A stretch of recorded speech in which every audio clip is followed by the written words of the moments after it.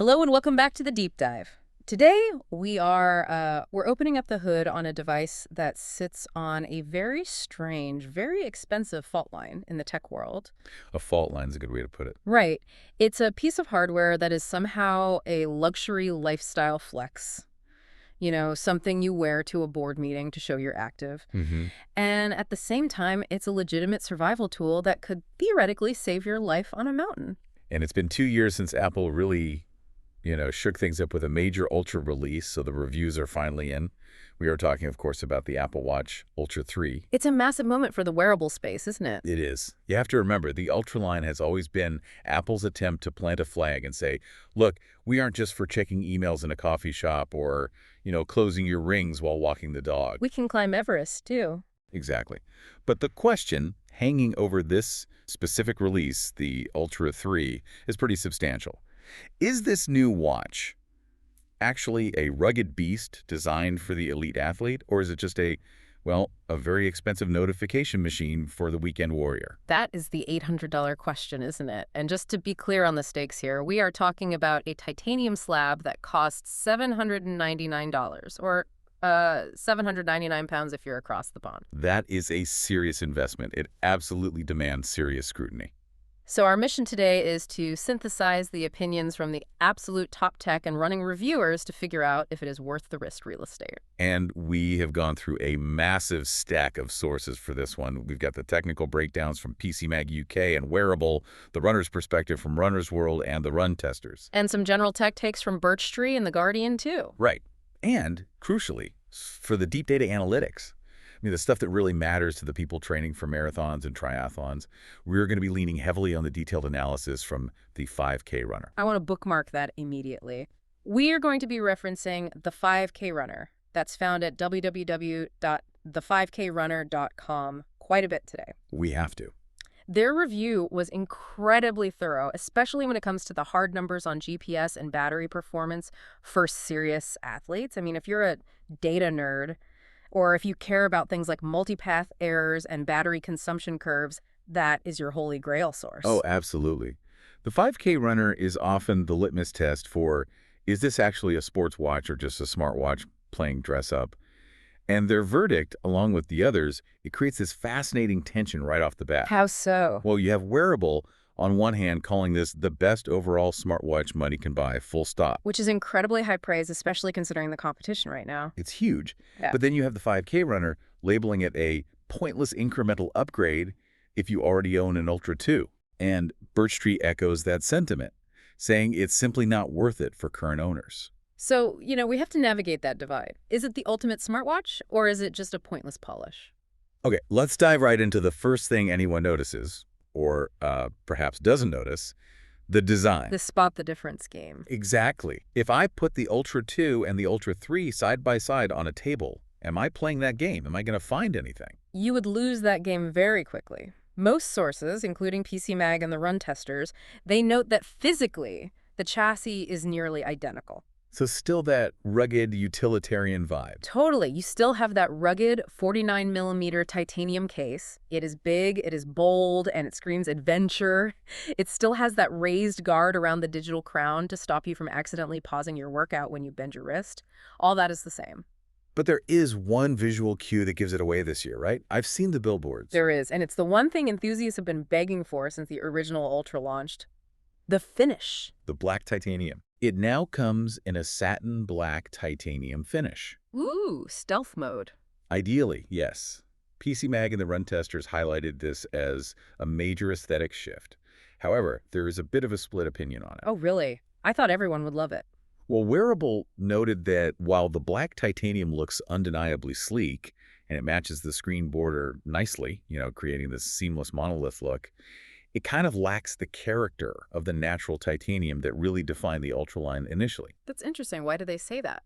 Well, their argument was that the natural finish looks more like a tool. It looks like climbing gear, like a carabiner. Right. It has that raw, functional look. Exactly. The black looks more like tech, like a piece of consumer electronics. It sort of shifts the vibe from I'm going to climb a rock to I'm going to a tech conference. That makes a lot of sense. I also wonder about durability. Black coatings on metal usually scratch, and then you see the silver underneath. it can like cheap pretty fast. I remember the old black iPhones had that problem. That is a valid concern. The 5K runner did mention, though, that the coating Apple is using is a diamond-like carbon DLC, and it is supposed to be incredibly tough. So it shouldn't scratch easily, in theory. We'll see how that holds up after a year of bumps and scrapes. We will. But speaking of the look, we have to talk about the display. On paper, it seems like the same screen size, but the reviewers found some very specific, very nerdy updates that actually change how you use it. Okay, this is where we get into the devil is in the details stuff. Precisely. It uses a new wide-angle OLED display. The technical term is LTPE3 technology. Okay, hold on. LTPO3. That sounds like alphabet soup. Can we translate that for the listener? What does that actually mean for me when I'm looking at my wrist? Fair enough. So LTPO stands for low-temperature polycrystalline oxide. It's basically a display technology that allows the screen to change its refresh rate dynamically. The 3 is just the third generation of it. And a real-world benefit is? Off-angle viewing. PC Mag and The Guardian both pointed this out. So if I'm gripping handlebars on a bike, or maybe I'm doing a plank and my wrist is flat on the floor, I don't have to comically twist my arm to see my heart rate. That's it, exactly. It maintains its brightness and its color accuracy even when you were looking at it from the side. It's much easier to just glance at without a full wrist race. Okay, that's a nice quality of life improvement. It is, but there is a detail that Birch Tree, who approaches these things from a bit of a watch enthusiast perspective, someone who loves mechanical watches, he absolutely loved this. What was that? It's the refresh rate in the always-on mode. Ah, okay. In previous models, when you lowered your wrist and the watch went to sleep, the screen would drop to a very low refresh rate, updating maybe once a minute to save battery. Right, which meant it couldn't show a ticking second hand. It just showed the hour and minute. Correct, because updating a second hand 60 times a minute would just drain the power. But this new LTPO3 screen is so efficient that it can now refresh once per second, or 1 hertz, even in sleep mode. Wait, so now I can actually see the seconds ticking by even when I'm not actively using it. Yes, and Birch Tree noted that this finally makes it feel like a classic watch. That is cool. It's a subtle subconscious thing, but seeing that movement makes the object feel alive rather than like a dormant computer on your wrist. Exactly. It bridges that gap between digital and mechanical. It feels less like a gadget. But we have to address the elephant in the room, or I guess the elephant on the wrist. The size. The size. This thing is huge. It is bulky. There is no getting around it. The run testers and the 5K runner both issued warnings that this is not for small wrists. The 5K runner actually quantified it, noting it's roughly 50% bulkier in volume than the new Series 11. 50%? That is massive. Does it feel like you're wearing a dinner plate? Is it uncomfortable? Surprisingly, no. And this is where the design engineering shines. Wearable argues that, despite the size, it's surprisingly comfortable for 24/7 wear. They compared it to some of the top-heavy Garmin rivals, like the Fenix series. The Garmin watches often have this kind of domed back that creates a pressure point on your wrist bone. The Apple Watch Ultra 3 sits a bit flatter and feels less like a pendulum on your arm during a run. Okay, so it looks good, fits okay if you have the wrists for it, but the Ultra name implies it does things the normal watch can't. If I'm paying double the price of a Series 11, I want some magic. What is the killer hardware feature this year? The big differentiator, the one hardware feature that separates the Ultra 3 from the Series 11 and all previous Ultras, is expanded satellite connectivity. Now, didn't we already have SOS via satellite? I remember the commercials of people being helicoptered off mountains. We did, but that was strictly for life or death emergencies. It was a panic button. This expands the capability significantly. Okay, how so? According to PC Mag and Wearable, it's not just for when you've broken a leg in a canyon anymore. You can now send iMessages, SMS, and even update your Find My location via satellite when you're completely off-grid. Wow. That feels like a game changer for peace of mind. Not just save me, but I'm okay just running late, or don't worry, I'm setting up camp. That's the idea. Did the reviewers actually test this, or is it just marketing fluff? Oh, they tested it, and the results were really interesting. PC Mag tried to test it in Chicago, which was kind of tricky because they had to wander far enough away to lose cell signal, which is hard in a major city. Right. But Wearable did a proper field test in Snowdonia, out in the rugged Welsh mountains where cell signals go to die. Did it work like a cell phone? It works, but you have to manage your expectations. PC Mag described it as requiring some futzing. Futzing. That is a technical term. In the tech review world, yes. Huh. It means you can't just hit send and keep walking. You need a clear view of the sky. The watch interface actually guides you. You have to physically turn your body to align the watch with the satellite passing overhead. So it's not instantaneous. Not at all. It takes a minute or two to lock on and send the data packets. I guess futzing is not a word you want to hear during an emergency, but for sending a, hey, setting up camp now, text, it's acceptable. That is the key distinction. And the 5K runner provided some excellent expert analysis here. They argued that the serious adventurers, people doing multi-week expeditions in the Arctic or the Amazon, they're still going to use a dedicated device like a Garmin InReach. Why is that? The InReach has a much larger antenna and a battery designed to last for weeks. It's a purpose-built survival tool. So who is the Ultra 3's satellite feature for, then? It's for the casual hiker. It's for the person skiing who goes out of bounds for an hour. It's for the person whose iPhone battery died on a day trip. So it's a massive safety net that just lives on your wrist without you having to think about packing an extra device. Exactly. It is the democratization of safety. I like that. And speaking of connectivity, I saw mentions of 5G. Yep, 5G is now standard on the Ultra 3. The Guardian noted that this results in better signal retention in weak areas compared to the LTE on previous models. And you still get the other Ultra staples, right? The siren. Oh yeah, you still get that 86 decibel siren. I've heard that siren is excruciatingly loud. It is. PC Mag highlights it as a crucial survival feature. It doesn't sound like a police siren. It sounds like a distinct, piercing distress pattern. And you combine that with the MIL STD 810H durability rating, which means it can withstand shock, vibration, and extreme temperatures. And this thing is just built to take a beating. Okay, let's unpack the topic that every single Apple Watch owner complains about eventually. Battery life. The big one. Apple has notoriously lagged behind competitors like Garmin here. Garmin users love to brag about charging their watches once a month. Has the Ultra 3 finally solved the battery problem? Solved might be too strong a word. But there is definite improvement. The official claim from Apple is 42 hours, up from 36 hours on the Ultra 2. That doesn't sound like a huge jump. That's 6 hours. That's barely a work day. On paper, no. But the real-world results from the reviewers were much more promising. Oh. PC Mag achieved 63 hours in their testing. That is nearly 3 full days of normal use. Birch Tree consistently gets 2.5 days. That's starting to sound more useful. And the run testers managed a full marathon weekend. So, travel to the race itself, sleep tracking, travel back all without touching the charger. Okay. That is impressive for an Apple Watch, but I'm sensing a however coming. However, Yes. when we bring in the 5K runners' data, we have to look at what they call the Ironman problem. The Ironman problem. Break that down. This is the critical threshold for endurance athletes.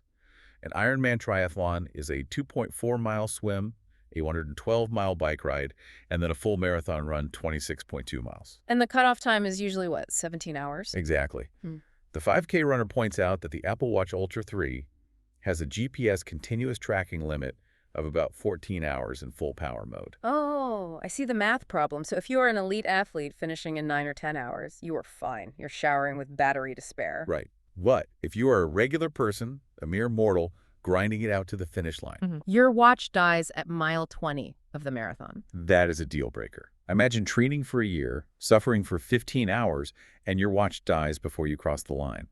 The 5K runner calls this inadequate for slower Ironman finishers or ultra-endurance events. Unless you use the low power modes. Right, but those modes mean sacrificing data, don't they? They do. Low power mode reduces how often the GPS pings your location and how often it reads your heart rate. So you get to the finish line, but your data is lower resolution. You lose the granular detail of your suffering. And Garmin, by comparison, offers weeks of battery life and can track high-precision GPS for days at a time. So while Apple has closed the gap for the weekend camper, the Ultra 3 still lags behind for the true endurance crowd. There is one battery feature that the 5K runner did praise, though. Yes, the fast charging. It now goes from 0 to 80% in just 45 minutes. That's quick. The 5K runner called this a game changer for living with the watch 24/7. It means you could just drop it on the puck while you shower or get ready in the morning, and that little top-up is enough to keep you going indefinitely. That's a shift in mindset, isn't it? You stop thinking about charging it overnight and start thinking about charging it when convenient. Exactly. It changes the rhythm of ownership. All right, let's move on to the meat and potatoes of this deep dive. Sports performance. We are calling this the dope dive section because we are really going to lean on the expertise of the 5K runner and the other sport-centric reviews. We need to separate the marketing from the reality. This is where things get really interesting. For years, the narrative has been Apple is pretty good, but Garmin is the gold standard for accuracy. Right. Get a Garmin if you're a serious runner. Well, the 5K runner gave the Ultra 3 a 90% accuracy score for GPS. 90%. 90%. That is incredibly high. It places it neck and neck with the absolute titans of the industry, like the Garmin Forerunner 970 and the Fenix 8. That is surprising. I feel like serious runners have always looked down on the Apple Watch as a bit of a toy in that regard. That gap has essentially closed. Wearable did a fascinating test in Paris, specifically running through tunnels and dense urban environments. The hardest test for GPS. The absolute hardest, Yeah. because skyscrapers bounce the signal around. It's called multipath error. They found that the Apple Watch Ultra 3 actually hugged corners tighter and produced cleaner tracks than the Garmin Fenix 8 Pro. Really? How is that possible? Garmin has been doing this for decades. It comes down to how the software handles signal loss. Wearable noted a specific Apple quirk. When the watch loses satellite signal, like in a tunnel, Apple refuses to guess. It just stops tracking. It just leaves a gap in the map data. Garmin often tries to predict where you went based on your speed and direction, which can result in these messy, squiggly lines that add false distance to your run. So Apple chooses silence over lying. Exactly. Apple's approach results in cleaner, albeit slightly gapped, data. And we have to mention the dual-frequency GPS here. The Ultra 3 uses both L1 and L5 GPS bands. Okay, define this for us. L1 and L5. Think of them as two different radio stations broadcasting your location. L1 is the older, legacy signal. It struggles with trees and buildings. L5 is a newer, more powerful signal that punches through obstacles much better. And the Ultra 3 listens to both at the same time. Right. It uses both simultaneously to triangulate your position. That is why it's so much more accurate in cities. Got it.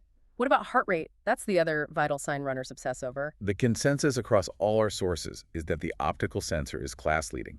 Wearable found it matched a chest strap, which is the medical standard beat for beat even during interval training. And interval training is usually where wristwatches fail, right? Because your heart rate spikes and drops so fast. Correct. And also because you are swinging your arms violently. But there are caveats. The run testers and the 5K runner both noted occasional blanks. What do you mean by blanks? Similar to the GPS, if the watch struggles to get a reading, maybe because of sweat, cold skin, or rhythmic arm movement, it just drops out rather than giving you a bad number. So you might see a blank spot in your heart rate graph, but the data you do have is trustworthy. Exactly. It's that same philosophy. Yeah. No data is better than bad data. Let's talk about cycling. I know a lot of our listeners ride. Is this a viable bike computer replacement? This is a mixed bag. The 5K runner categorizes it as a good data logger, but emphasizes that the screen is simply too small to replace a dedicated bike computer like a Garmin Edge or a Wahoo. That makes sense. You can't safely stare at your wrist while doing 20 miles per hour downhill. You'd hit a tree. But the bigger issue is connectivity. It does support Bluetooth power meters now, which is huge for serious cyclists. But The 5K runner points out a critical omission. It lacks ANT Plus support. explain ANT Plus for the non-techies. Why does that matter? ANT Plus is a wireless standard, similar to Bluetooth, but it's used by almost all gym equipment, older sensors, and pro-level cycling gear. A key feature is that it allows one sensor to talk to multiple devices at once. So if you're a tech athlete with a garage full of sensors, The Apple Watch won't talk to half of them without some kind of workaround. Garmin talks to everything. so if I hop on a spin bike at the gym, the Garmin likely connects instantly and the Apple Watch might not. Exactly. It's a friction point. What about triathlon? You mentioned the battery issue, but how is the actual experience of racing with it? For sprint or Olympic distances, it's excellent. The auto transition feature is fantastic. What's that? It detects when you switch from swim to bike to run automatically. You don't have to press buttons with wet, fumbling fingers in the transition zone. Oh, that's really nice. It is. But the run testers highlighted a critical gap: the lack of native deep training analysis. Like telling you if you are overtraining. Exactly. This is the big software divide. Garmin, Suunto, and Coros give you recovery time, muscle fatigue analysis, and training readiness scores right out of the box. They look at your sleep and your workouts and tell you, hey, take it easy today, your body is stressed. And Apple just gives you the raw data. Right. It gives you your pace, your heart rate, but it doesn't really tell you what to do with it. You have the numbers, but not the coaching. So you have to download third-party apps to get that level of insight. You do. Yeah. Apps like Athletic or Training Today can give you that, but it's not built in. And hiking. We talked about the satellite stuff, but what about maps? If I'm lost in the woods, can I see the trail? You can, but again, there is a catch. The 5K runner notes that while Apple has maps, the native Apple maps lack the topographical detail, the contour lines, the terrain features that you get on a Garmin Fenix. So a Garmin map looks like a proper hiking map. The Garmin map looks like an Ordnance Survey map. Apple's looks like, well, Google Maps. One tells me where the Starbucks is, the other tells me where the cliff edge is. A pretty important distinction. A very important distinction. The 5K runner suggests using third-party apps like Work Outdoors or Footpath to close that gap.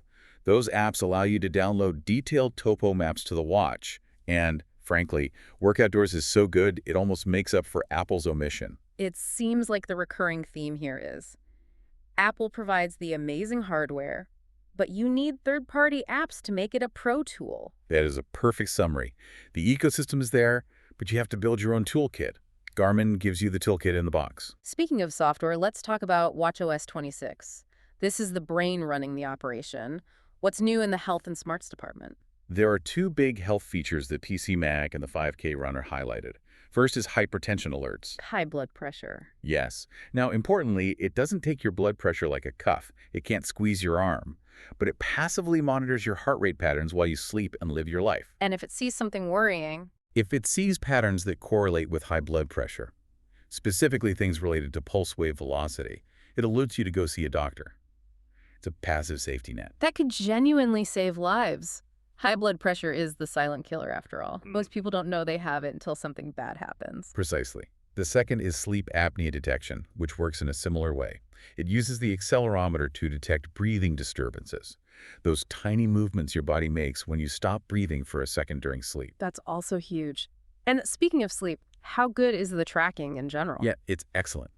The 5K runner actually compared Apple's sleep tracking to the 8 Sleep system, which is a specialized smart mattress cover that costs thousands of dollars and is considered the gold standard. And how did Apple do? They found Apple's sleep stage tracking, REM, deep, light later, to be highly accurate. It's one of the best wrist-based sleep trackers on the market. Now, I heard something about an AI coach. Ah, yes, the workout buddy. Workout buddy. The run testers in PC Mag had some fun with this. It's an AI-powered coach that runs on the watch, provided you have an iPhone 15 Pro or later connected, as it uses the phone's processing power. What does it do? Yell at you to run faster? It chirps motivation. It might say, "Great pace, keep it up," or "You're crushing this hill." And what was the verdict? The opinions were divided. Some reviewers found the cheery voice genuinely motivating. Others found it intensely annoying and shut it off immediately. I can see that getting old at mile 18 when you are miserable, you're doing great, might earn the watch a one-way trip into a bush. Very likely. But this brings us to the smarts part of the smartwatch. This is the Apple moat, the ecosystem advantage. It is. Yeah. And the 5K runner put it best. The Ultra 3 is the best partner for an iPhone user who wants a wannabe pro sports watch, but refuses to give up smartwatch conveniences. Things like Apple Pay, Siri, unlocking your Mac. Exactly, all the stuff you take for granted. Garmin handles notifications, but you can't reply to iMessages. You can't see the photos your friends sent you. You can't really control your smart home. And the interface is just smoother on Apple. Much smoother. The interface on Garmin is button-heavy and menu-dense. Apple is fluid. It feels like the future. If you value that seamless integration, Garmin simply cannot compete. So we have covered the design, the battery, the sports data, and the software. It is time to pit this thing against its rivals. Let's do the head-to-head. The main event. Apple Watch Ultra 3 versus the Garmin Fenix 8. In the red corner, Garmin. Where does it win? Garmin wins on battery life, hands down. Yeah. You're talking weeks versus days. It's not even a contest. It wins on native mapping with that topographical detail. It wins on deep training physiology, telling you how fit you are. And it wins on sheer ruggedness for extreme ultra events. If you were doing the Marathon Isab across the Sahara, you take the Garmin. Okay. And in the white corner, Apple. Apple wins on the screen. The brightness and resolution of the Ultra 3 blow the Fenix away, even with Garmin's move to AMOLED screens. Apple wins on smart features apps, LTE, satellite messaging without a subscription, and just general ease of use. The interface is just friendlier. The 5K runner had a verdict on this specific comparison, didn't they? They did, and it's a great summary. Their take was, Apple is for the weekend warrior and the sub-Ironman triathlete. Garmin is for the expedition. Okay, what about the internal rivalry? Ultra 3 versus the new Series 11. The Series 11 is half the price. That's the real tough choice for a lot of people. PC Mag actually argued that the Series 11 is their editor's choice for most people. Because it does 90% of what the Ultra does. Exactly. It has the same chip, same software, same health sensors. So why buy the Ultra? Who is it for? You buy the Ultra if you need the durability. If you are rock climbing or surfing and might smash the screen, you buy it for the battery life, which is double the Series 11. Or you buy it for the specific satellite features if you actually go off-grid. But if you just sit at a desk and run 5Ks in the park... The Series 11 is probably the smarter buy. But the Ultra looks cooler. There's that. The vanity factor is real. It signals, I am an adventurous person, even if the biggest adventure is the morning commute. It's lifestyle marketing, and it works. So let's wrap this up with the final consensus. If I own an Ultra 2, should I upgrade? No. Resoundingly no. Birchtree and the 5K runner were brutal here. They called it a pointless upgrade for Ultra 2 owners. That's harsh. It is, but they're right. The changes, the black color, sleep apnea detection, which is coming to older watches via software anyway, and slightly faster charging, none of that is worth spending another $800. What if I have an original Ultra 1? Is the upgrade worth it then? It's a maybe. The faster S10 chip, the brighter off-angle screen, the on-device Siri, and the expanded satellite features. That makes it a tempting upgrade. But even then, your Ultra 1 is likely still holding up fine. The battery on the Ultra 1 hasn't degraded enough to make it unusable yet. And for the new buyer, someone coming from, say, a Series 7 or a Fitbit. For them, this is the best smartwatch Apple has ever made. It is the pinnacle of the form factor. Runner's World summarized it perfectly. It is the best smartwatch for running, even if dedicated sports watches offer more data depth. It seems like the Ultra 3 is a masterpiece of refinement, not a revolution. That's the perfect way to put it. It perfects the formula, but it definitely leaves the door open for Garmin to own that extreme niche. Absolutely. It's a polish, not a paradigm shift. Before we sign off, I want to leave our listeners with a thought. As we watched Apple's battery life creep up from 18 hours to 36, and now, pushing 60 plus in the real world, and as their GPS accuracy hits 90% to match the pros, how long until the Ultra label stops being marketing and becomes an existential threat to the dedicated sport watch industry? That is the billion-dollar question. If Apple ever figures out how to deliver a 7-day battery, the dedicated sports watch market might find itself on the endangered species list. Something to mull over on your next run. Thanks for listening to The Deep Dive. Catch you next time. See you then.